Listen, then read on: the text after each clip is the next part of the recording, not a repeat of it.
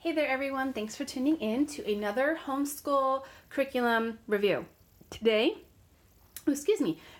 I'm going to be sharing my absolute hands-down favorite for preschool. It is published by Memoria Press and I absolutely love this. I am so glad I found this and that we have it for my daughter this year. Of course, I would have loved to use this for my son, but just thankful that we had a chance to use it this time. It is for ages 2 to 3. We started this when my daughter had just turned 3, and it is so delightful and yet so simple, so easy to implement in our home, and I just love it. I'm going to actually open this up and give you a review of the week that we just finished. Today is Friday, and we do preschool. We usually shoot for 3 days a week. It is scheduled for 4, but most of it repeats from day to day, and it's just the same thing per week. So we haven't felt, in any way like we were missing out on anything because it does mostly repeat.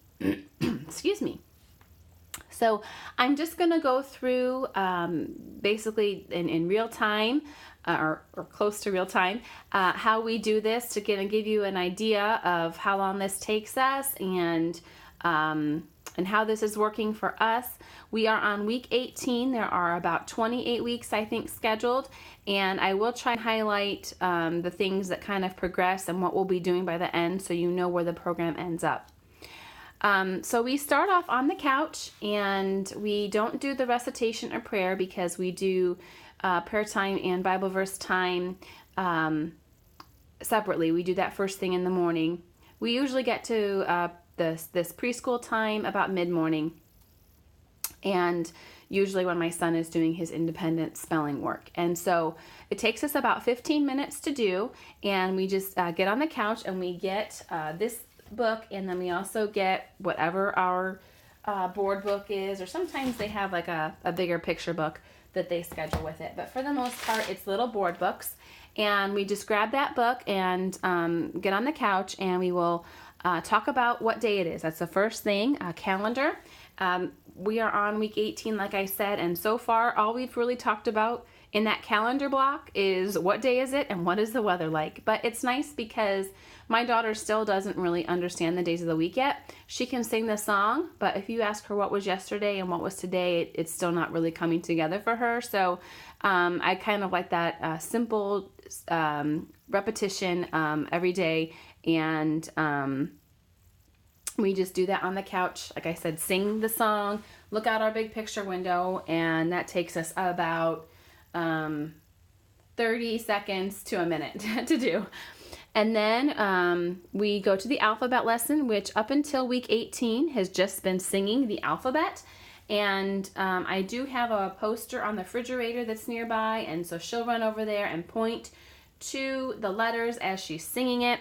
But you do get, as we move along here, you will get to the point, like when you get down towards the end, where the alphabet lesson is actually tracing sandpaper letters and things like that. So you do progress to a little bit more in your alphabet time as you go. But up and through 18, we haven't really done anything past just singing the alphabet song. And like I said, I do have her point to the letters so that she's understanding that each letter that she's saying correlates to a letter, a written letter, but that's all that we do. So that takes us another 30 to 60 seconds, depending on if she wants to do it twice. Sometimes she wants to do it twice. Okay, for a number lesson, we are up to counting to 12. I believe we get up to 20, if I'm not mistaken. I think I looked that up before, where I think we get to 20 in your counting, but I could be wrong. But we basically just count our fingers, count other little objects that we might see around. If it's a treat time, I might count raisins or chocolate chips or something like that with her, but typically we just count out loud or clap or something like that. Again, another 30 to 90 seconds. Now today we did read some number poems out of the book that we were in, My First Real Mother Goose. So that kind of went along with counting. So that did take a couple minutes to do.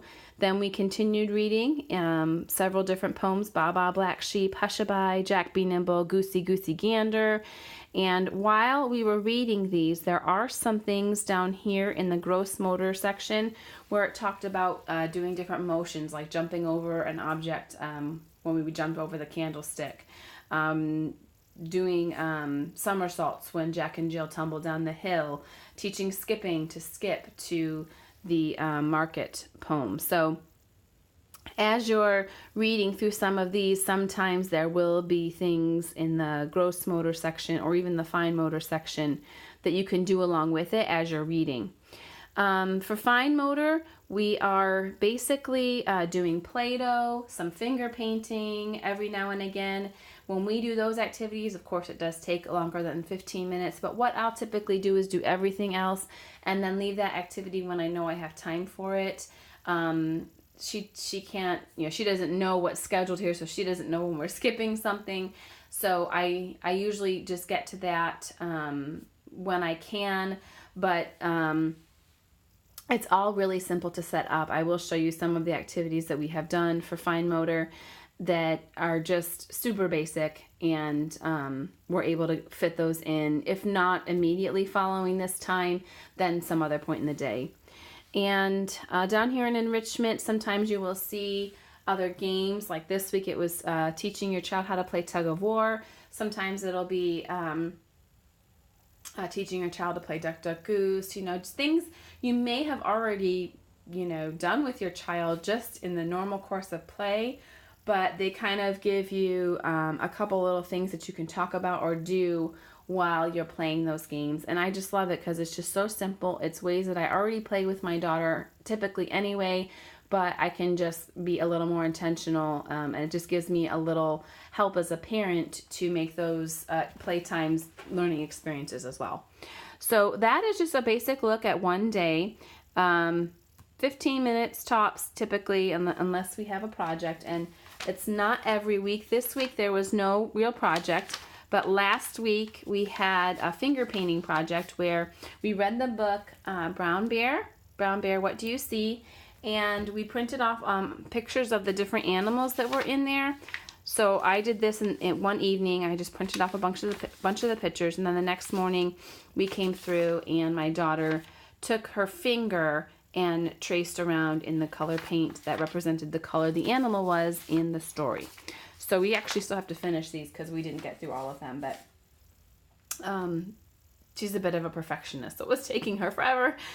So that was one example. Another example was we had an activity, I think it was in fine motor. We're developing that hand strength, and we rolled out balls of Play-Doh and smashed them in the right colored circle on a paper. So I drew, 5 different colored circles, and then we had 5 different colors of Play-Doh, and she had to roll some Play-Doh in a ball and then smash it in the circle and try and squish out that Play-Doh to fill the circle that Mommy drew. So real super simple, but it's beginning to develop not only color recognition, which she's pretty much already got, but it's also working on those fine motor skills and hand strength for handwriting down the road. So that is a basic look at the preschool program from Memoria Press.